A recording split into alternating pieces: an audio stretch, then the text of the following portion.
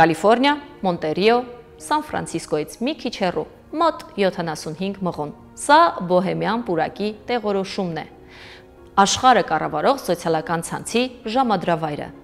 Այն աշխարհը, որտեղ ամեն քայլափոխին պատերազմ է, որտեղ քաղաքներ են հողին հավասարվում, որտեղ մահանում են միլիոնավոր մարդիկ,